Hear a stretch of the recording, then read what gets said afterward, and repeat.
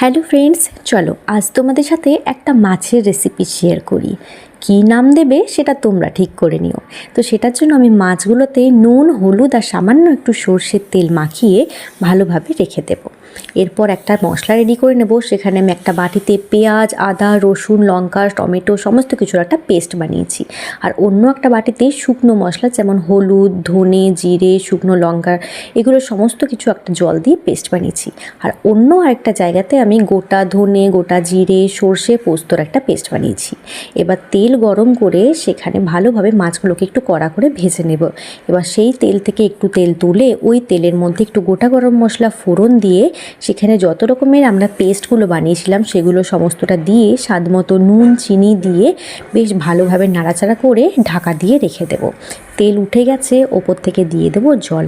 আবারও ভালো করে নাড়াচাড়া করে যখন ঝোলটা ফুটে উঠবে ওপর থেকে ভেজে রাখা মাছগুলোকে বসিয়ে দেব। আবার একটু কিছুক্ষণ ফুটতে দাও, ওপর থেকে দিয়ে দাও ধনেপাতা কুচি আর একটু গোটা গরম মশলা। ব্যাস রেডি আজকের আমার মাছ। ভালো লাগলে অবশ্যই শেয়ার করো আর কমেন্ট করতে ভুলো না কিন্তু।